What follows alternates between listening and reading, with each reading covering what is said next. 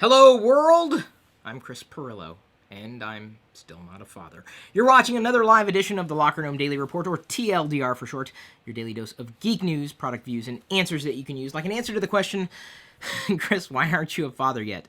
I don't have an answer to that question, as you will see in the blogs and the other YouTube channel, the classic one, which you likely subscribed to first several years ago. Diana has not gone into labor, really. We had tried to induce, based on the fact that we were between week 41 and 42. She could go into labor at any moment, or not.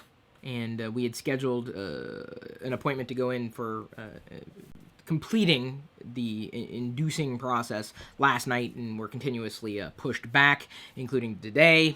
So we don't know when it's going to happen. However, I will update everybody on social.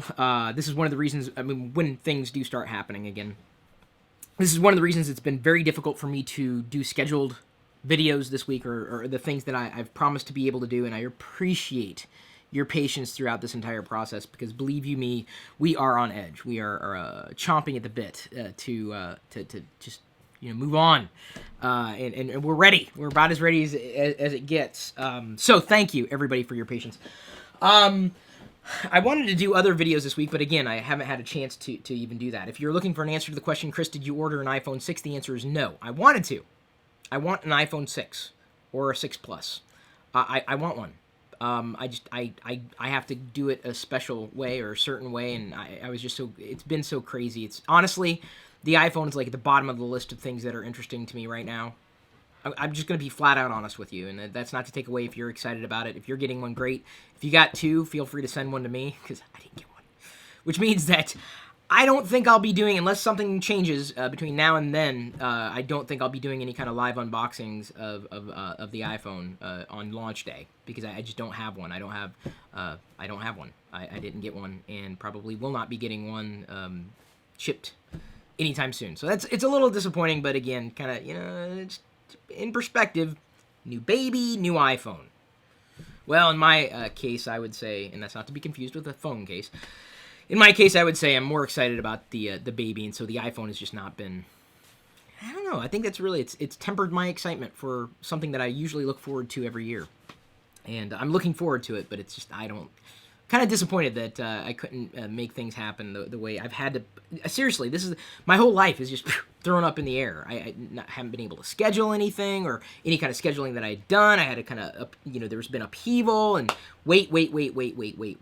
So, again, thank you, everybody, for your patience. Let me thank the 933 super nomies. What's up, my nomies? You're all my nomies. Fist bump.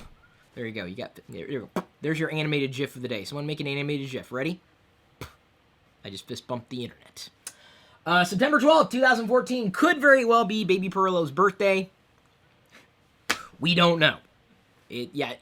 Dad's got two fingers. No, when you have two, I think that undoes the. I think you can only have one finger, or two fingers crossed on one hand, not two, because that undoes it. Like, this is okay, this is not okay.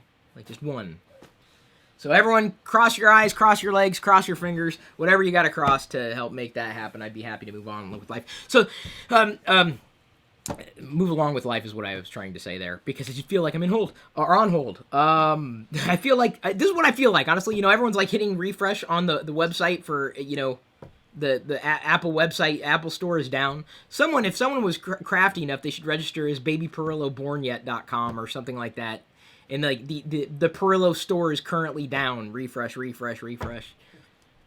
But I'm not a designer. I wouldn't go that far with it. It'd be kind of funny. So I wasn't even sure if I was going to be able to do this AMA today. So this is a little impromptu. I'm doing it earlier than I normally do for the Super Nomies.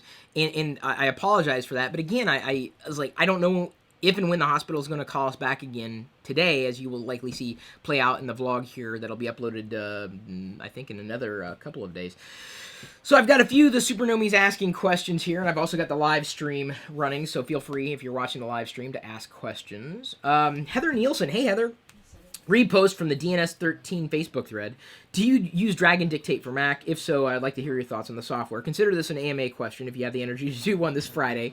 From a Super Nomie who uses DNS, that's Dragon Naturally Speaking 12.5, and resisting Windows 8. I don't use Dragon Naturally Speaking 13. Of course, we do have a deal for DNS or Dragon Naturally Speaking on deals.lockergnome.com, FYI. The big value here, honestly, is that the Dragon Dictate, as far as I'm concerned, is pretty much the name in dictation software. I know a lot of platforms have it built in these days, and they do a pretty good job. And I don't know, does Mom know that we're streaming live? Y'all are having. I've got a back channel over here. I don't know. Like my parents are talking. What, are you discussing? You're elbowing Dad. What are you doing? Can you see that? Can I see you? No, I can see you. They can't see you. Oh, good. But you know, Michelle and Leanna need to know. I want another one of these shirts that they ever did. Okay, I'll let them know. So, if you're looking for good dictation software, if you've used it before, or if you've never used it before, it takes training. You can't just install it and expect that it's going to work out of the box. It's valuable if you don't want to type. It's valuable if you've had an injury to your hands or your arms. And why am I super white today? I'm wearing a white shirt. I look. You're in black back, dark. Maybe that's what it is. I just look super white today. So, I've not used it, but what I always explain to people, if they're thinking about picking up voice dictation software, number one, I think the latest version is usually a good bet. Number two, you have to train it. And I saw a couple of people comment on the Facebook share for the deals.lockergnome.com thread for the Dragon Naturally Speaking discount. By the way, are we still doing the iPhone giveaway on deals.lockergnome.com? I cannot participate. You guys and gals might be able to get an iPhone. I can't because I kind of operate that site. So, yay you. Someone was saying that they had an issue with it. You can't, in a day and age when you expect to open up an app, tap a button, and then everything magically works, it doesn't work that way with dictation software, which is good because it'll, be fully customized. You train it to your voice and your mannerisms. That's actually a good thing, but you have to have patience with voice dictation software. So I'd say give it a shot if you've got a chance to upgrade, unless there's something that you're hearing from people largely, in the realm of it was a worse release. Very rarely have I seen a new version of tried and true software be released that was actually worse than previous versions. Tom Appleton asks, Chris, I want to know how you got started, or if you have any tips for someone like myself that wants to start a YouTube channel of vlogging. I've just only become a super nomie, one of the super nomies, Patreon, or a patron. But find your videos inspirational. Hope everything's okay with you, Diana, Wicket, and Pixie. Everything's okay. Everything's normal. I have talked around this topic before, Tom. In fact, there may be a video that I've recorded. I've got the Q&A with you and me. It used to be called What Would You Do videos. I think we've done like 75 of them. Exclusive videos specifically for the Super Nomies. I may have answered that question in there. But no, in fact, I think I did. Did I do an OMG on this? I know, or TGI, I can't. I've done so many videos. Too many, probably. But I always say that the best way to do it is just to start and figure it out. There are certain formulas that may work for you that wouldn't work for others.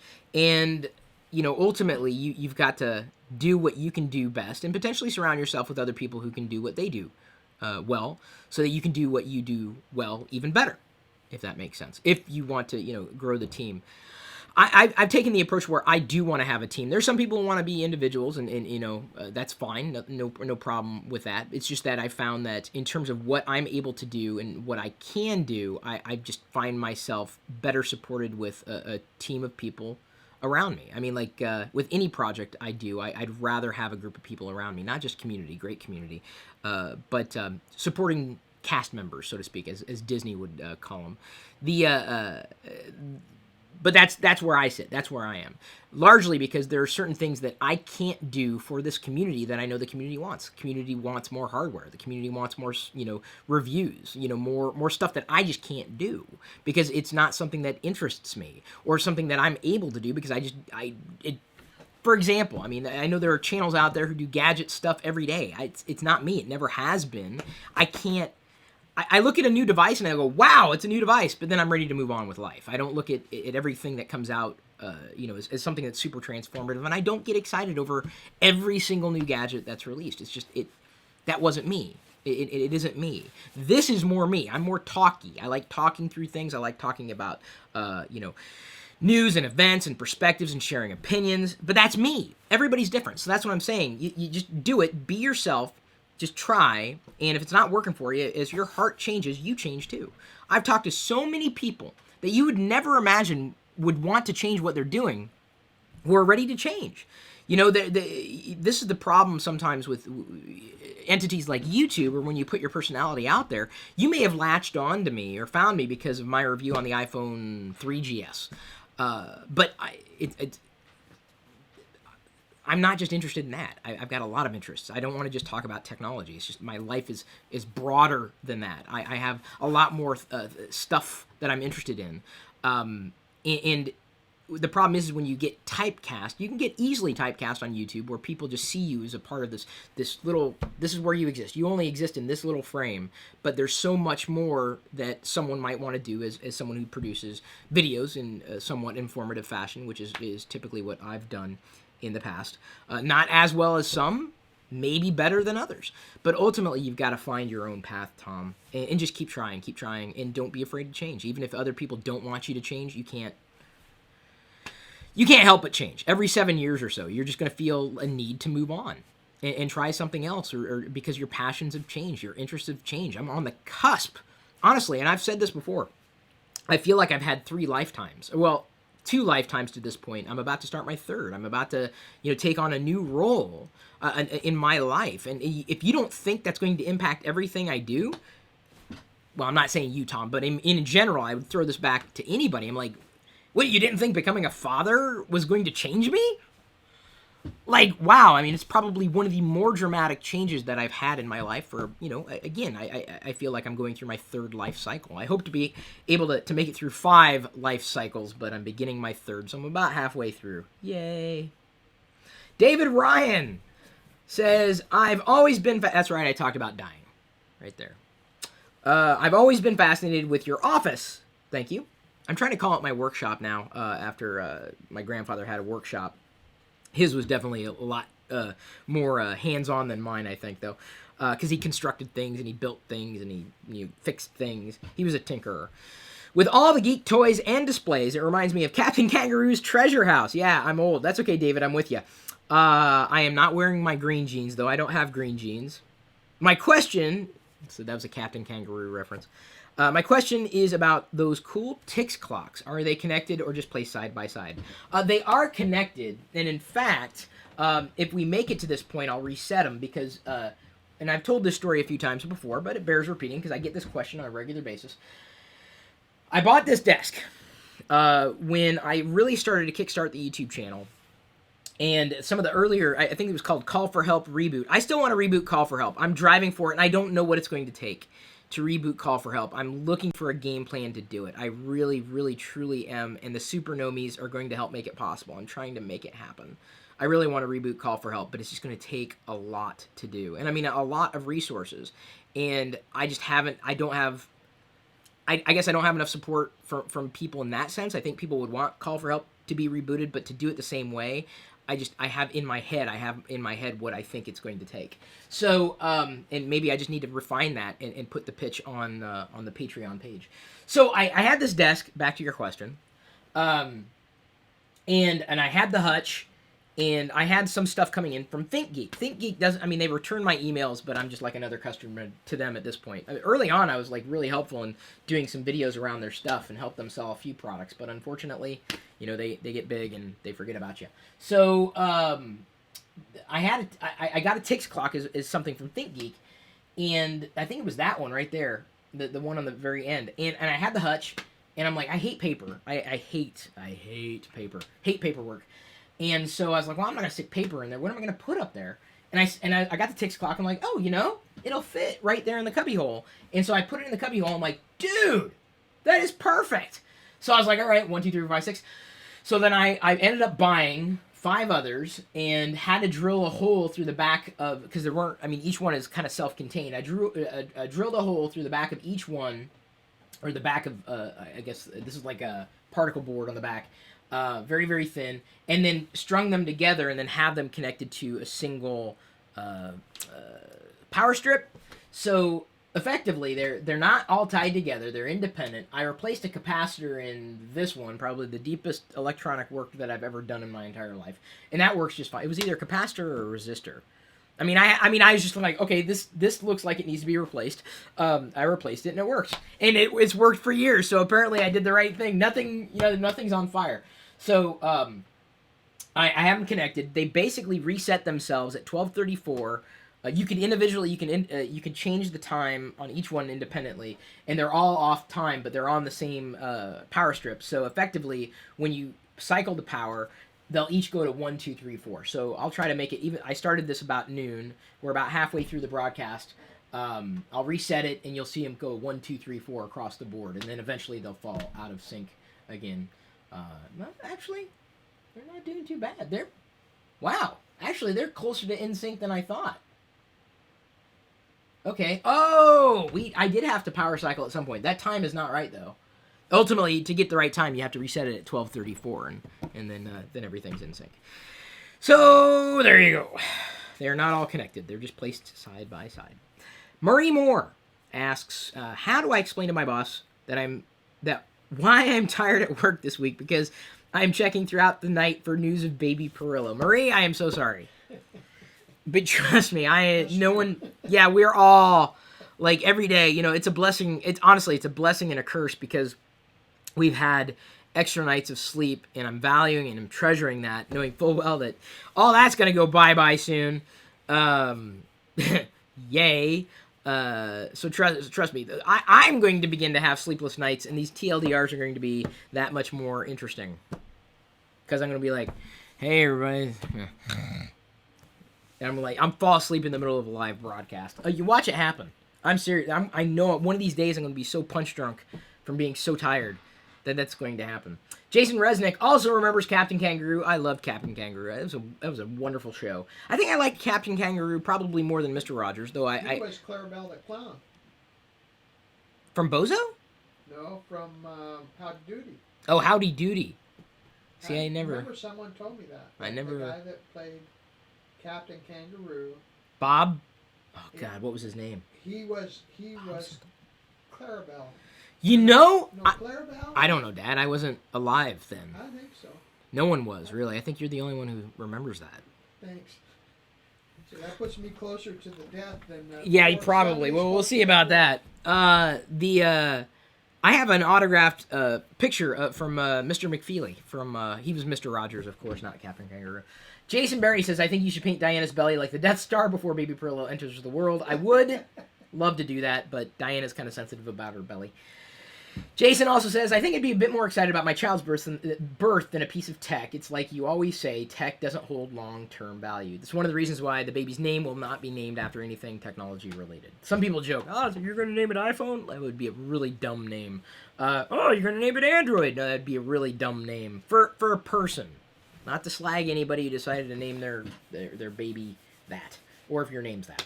Brian Roberts says, good day, Chris. Hope your stress levels are not too high. They are. Thanks for asking.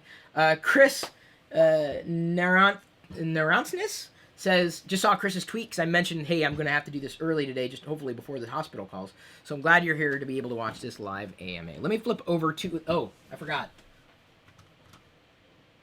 Sorry. This presentation will be updated...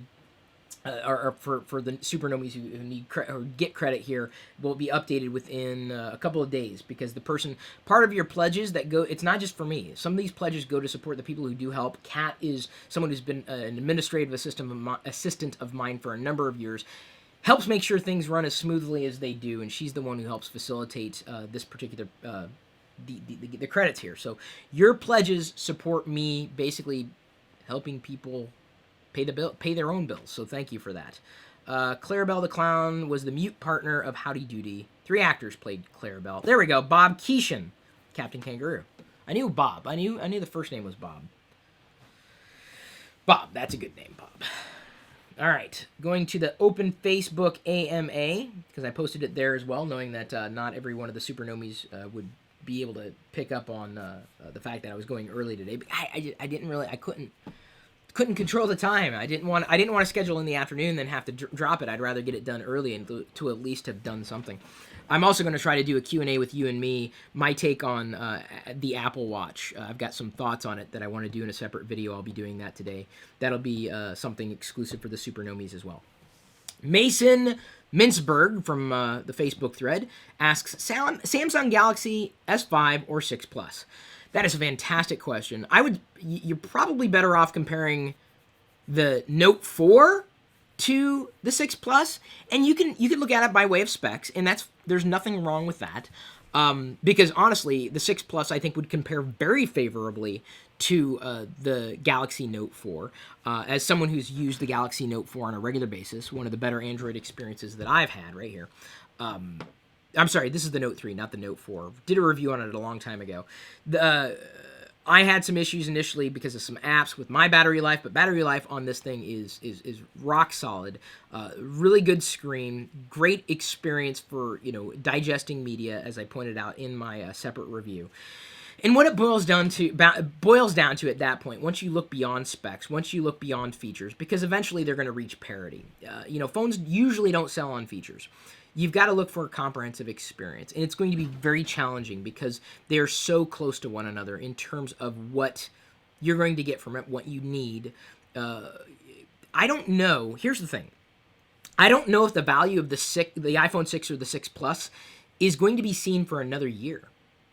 I mean, you've got a big screen, a nice, some people really wanted the bigger iPhone, and I mean, holding on to a Note 3, I'm going, God, I don't know if I would want this in an iPhone. It's big. I mean, it's phablety, which is great if you're looking for a replacement for a tablet and a phone. A phablet's a good compromise between the two. But, I guess I want to use a single hand so frequently that I'm afraid of losing balance with the phone. And that, to me, would kind of take away from the usefulness of a bigger screen on a device like the Note 3 and the potentially the iPhone 6 Plus. So it boils down to ecosystem. Do you like Samsung? Then go with the Note. Do you like Android? Go with the Note. Do you like, iOS? Or do you like Apple? Or do you like what they're doing? And that's, to me, it speaks to the bigger experience, man. Why I say it's going to be more valuable in a year is because Apple, and I think Apple Pay is the bigger play for Apple. Apple Pay is going to be very widely accepted. There's so many iPhones and iOS devices out there that people will come to expect that they could use Apple Pay, and when they can't, it's frustrating. To this point, have you ever driven up to a gas station that said cash only? What'd you do? Did you pay by cash? Did you have enough cash? Or did you go to the next gas station, even if it costs more, to use the credit card?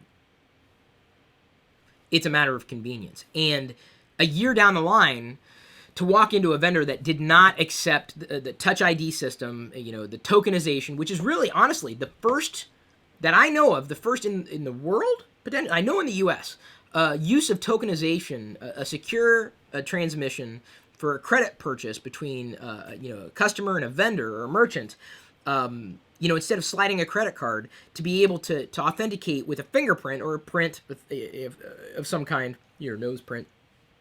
No one's done that, and Google certainly had the feature. Nobody's arguing that. Nobody's saying that Google didn't have the feature. No one's saying that Samsung necessarily didn't have the feature. No one's saying that anybody else didn't have the feature. But how many times have I said it? It's not the feature, it's the implementation.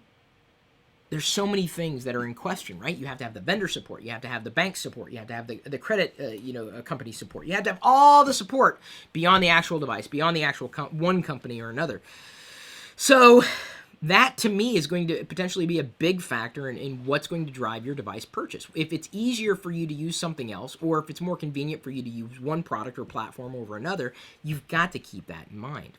Beyond that, it's ecosystem and a feature parity, because features can be matched.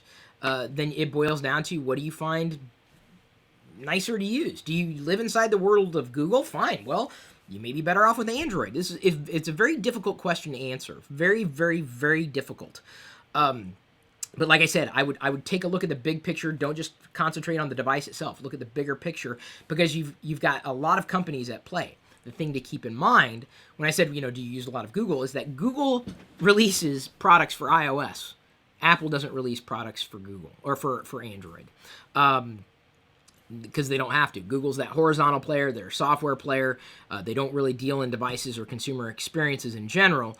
They enable consumer experiences, but Apple is that vertical player that really enables consumer experiences end to end. So that's the thing you got to keep in mind. Samsung's more like Apple in that capacity, for the most part. Not exactly. It's not exactly a parity, not parody of a company. You can't effectively compare Samsung to Apple outright, but it's closer to Apple than I think Google is to Apple in terms of the experiences that they enable for customers. So it boils down to what you want, man. There's no blanket response. I can't. It's just I can't. It's like saying, what's the best house to get? What should I get? A 2-story house or a 1-story house? I don't know. I don't know. I don't know. Jason Resnick asks, what's the difference between Apple Pay versus Google Wallet? Jason, here's my response to that, and I realize this is going to sound flippant, but I will tell you, a year down the road, there will be more people, more vendors supporting Apple Pay than Google Wallet. Now, this may increase Google Wallet support because I don't think vendors want to cut off their nose to spite their face, for the most part. So they're going to be moving forward with what it's called EMV, or Euro MasterCard Visa. I think that's what the acronym is for, EMV. So basically, a year down the road, in 2015, everyone's going to be expected on your credit card to have this little chip that makes it more secure for the credit card. But the terminal through which you slide your card or show your card has to also support EMV. And if one or the other doesn't have EMV support, that is the party that's responsible for any kind of fraud. So you're going to see a lot of these merchants upgrading their terminals anyway for taking credit cards. At the time they're going to do that, we're going to have to upgrade anyway. We might as well support Apple Pay. Are they also in the same breath going to support something like Google Wallet or NFC? It is a possibility, a distinct possibility. But I think the biggest difference between Apple Pay and Google Wallet is that Apple had support from banks outright, and of course the credit card companies outright, and they came out saying this outright. That's a big deal. They're working with the industry, not necessarily against it. And I think that was the biggest issue I think that we saw with Google Wallet. Just wasn't in enough places. It has amazing amounts of technical merit, but it's the industry support for it. And so I think Apple Pay will actually spur Google Wallet support along. So you have, even if you hate Apple, I think you have Apple to thank for bringing more attention and support to services like Google Wallet. To me, that's the biggest difference between the two. I think you're going to see, a year down the road, you're going to see more support for Apple Pay than Google Wallet, but also more support for Google Wallet than you see today. And I think, sorry, I didn't mean to scroll backwards there. I accidentally tripped the mouse. I know we were done with the presentation there. Hope you enjoyed the presentation. Didn't fall asleep. I think that's really how I'd set the stage, because I don't think anybody's a loser. I really don't. Ultimately, you're a winner, because I think tokenization is a better way of going. Certainly in light with a lot of credit card breaches. I hope everybody's keeping an eye on all their statements and transactions. Lord knows I do. Down to double checking and triple checking everything, because you just never know. So Jason saying that I get mainly because of market share, but aren't they essentially the same? They are, and they're not. Look at the relationships that Google has and the way it approaches things and the way Apple did.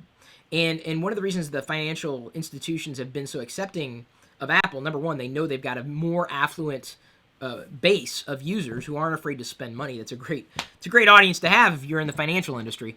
But Apple had been working with these institutions for like 2 years, or at least a year, or coming close to about 2 years. So they've been working hand in hand, not necessarily against, but with. And Google just decided to take a different approach. And so it's the relationships that will ultimately set these services apart. Because Google may have a better feature set. That's not the point. It's like I come back to that stupid graphic of one of my favorite devices of all time. Hang on. Okay, I can't. I'd ask Dad to get it to me. How you doing? I'm kind of close to you right now. No, I can't find. I'm feeling for my Nexus 4, one of my favorite Android devices, if not favorite smartphones of all time. There's the graphic comparing the iPhone 6 against the Nexus 4, and it's disingenuous. It makes sense because you're features for features, but it's like, we could browse the web and, oh, good for you. Like, Oh, yay! You had the features before. How many of those devices actually sold? I don't have the exact numbers sitting in front of me, but I'd rather look at that graphic a year from now, and that's my plan. A year from now, show the sales totals of the Nexus 4 against the iPhone 6, and like sales totals, not just how many devices were actually sold, but how much revenue was actually generated. And I think that's a bigger tale to tell, because it's not just about that device. It's not just about the features. You've got to look bigger and broader. If a company does not make money with something, they ain't going to be doing it for much longer. They're not going to keep cramming features down into this device can have 1 billion features. Ultimately, if it's not selling, what does that tell you? More importantly, what does that tell the company? Look at what Huawei came out a couple weeks ago, and I talked about this. I'm trying to get. I wish I could get people to just think beyond the stupid device, because they're great devices. I'm not calling each device stupid, but it's like it's more than just this. It's this on top of everything else. It's more than just the features. I shouldn't have said stupid. I'm just saying, like, in the grand scheme of things, these things enable. They enable, and that's what makes them wonderful, wonderful devices. But I'm saying you've got to look beyond that, right? It's this device and how it works with that device and how it works with this service and how this service works with this and this and this. So just look beyond the devices, people. Look at relationships. Look at value. Look at implementation. Look at not just the cost of the device, but total cost of ownership. Look at your user experience. It's everything combined. So when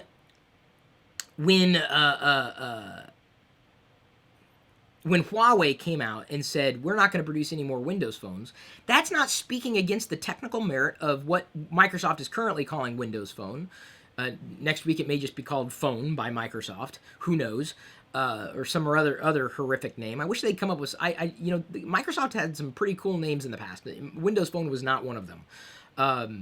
The value wasn't in the OS itself. I've never, to my knowledge, I've never slagged Windows Phone based on its technical merit. I think it's very valuable. I think it's a little, unfortunately, a few years too late in terms of market adoption.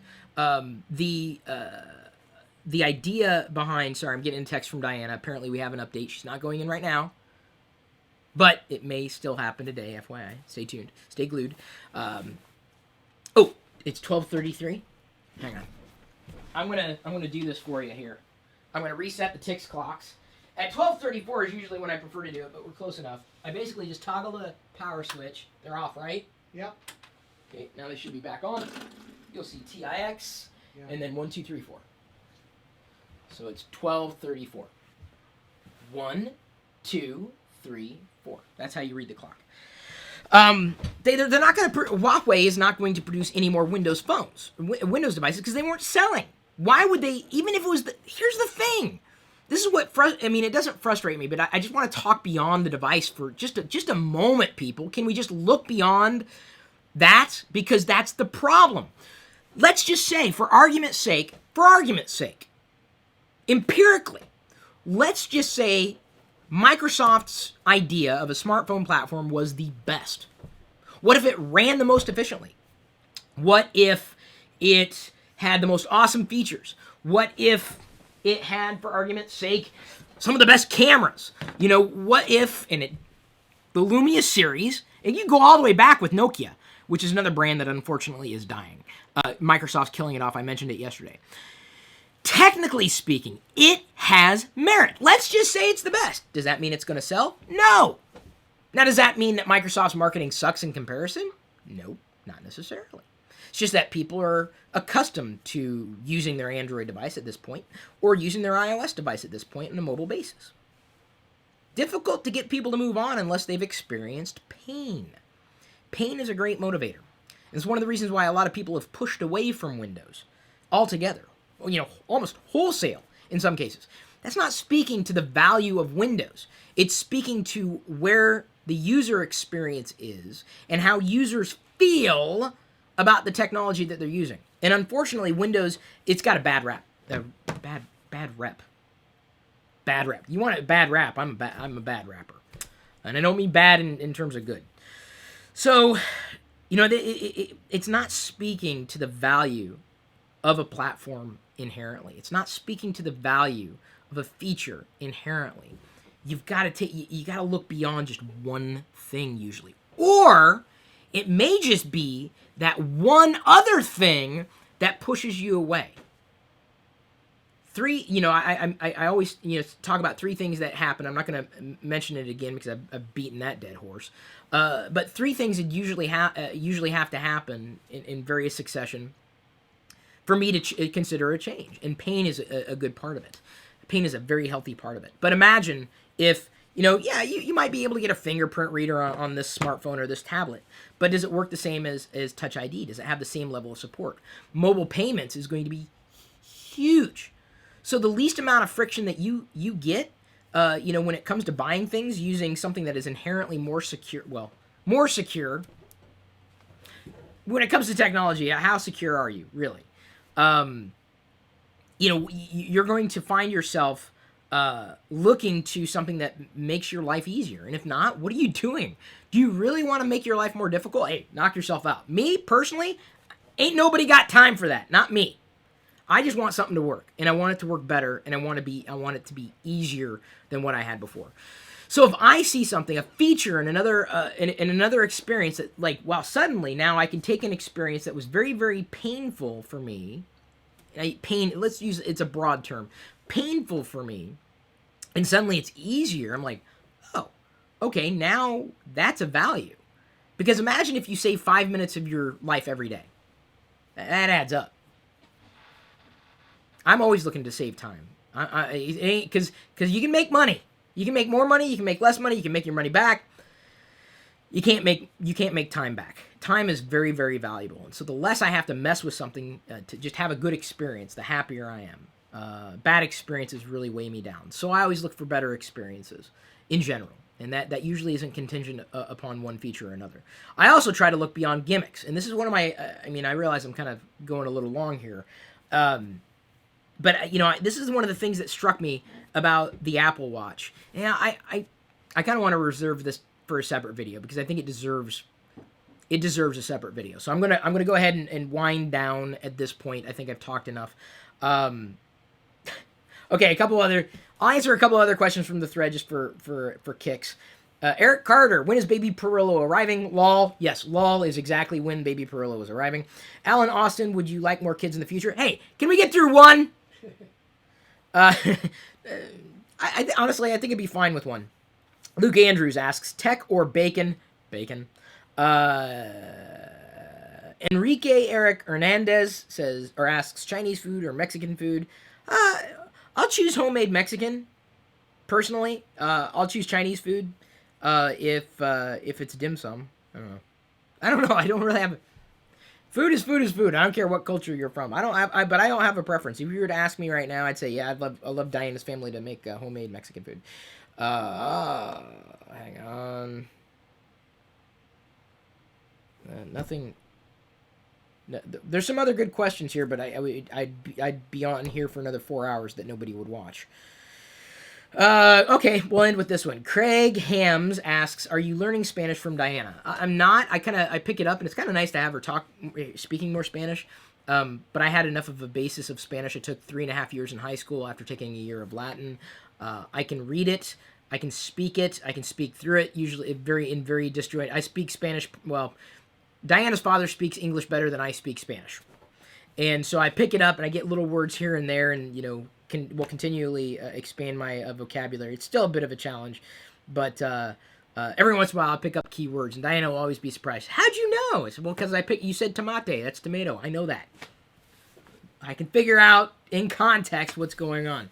So there we go. That's this week's AMA. Thanks for bearing with us. Hopefully we will have more news this evening if everything goes as planned. So stay tuned to all of our social feeds, and we may be looking at a birth date. Well, I don't know if it's going to be today, but it may likely be tomorrow or the next day. I don't know. We will see. We don't know. No one knows. No, we'll be happy no matter when. No matter when, where, how, why. Who? No, we know who. That's the one thing we know. Where?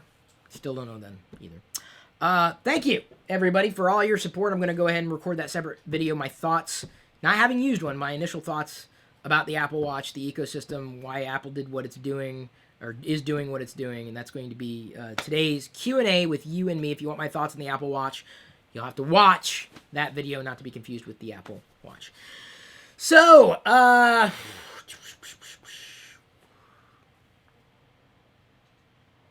hang on. Why do you have to ask something? Why do you have to say something like that? Jason Resnick says, guess I'll need Apple Pay on Android. It's never going to happen. It'll never happen. Guarantee it'll never happen. It may happen. It'll never happen. I was ready to close it out. Here, let me explain to you again. Software, that's Google. Hardware, that's Apple.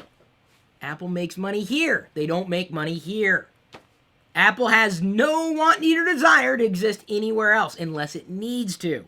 Like with iCloud support on Windows. Unless it needs to. I do not believe, because of the way Apple Pay will work, specifically through Touch ID, it's never going to happen through any other ecosystem apart from Apple's. If you don't like that, I don't know what to say, but you're never, because of that reason and that reason alone, you're never going to see Apple Pay supported on anything apart from an Apple product, which is great for Apple because you know why? It sells more devices. Where does Apple make their money? In devices. Where does Google make their money? Not in devices. So Google doesn't need to sell more devices. They need to sell more software. So it doesn't matter which platform you get to Google so long as you get to Google. Two different business models, but do not hold your... If you want to hold your breath, Jason, on Apple Pay on Android, you're probably going to pass out, which is what I feel like right now for me, but for different reasons. At this point, I'm going to leave you to your own devices.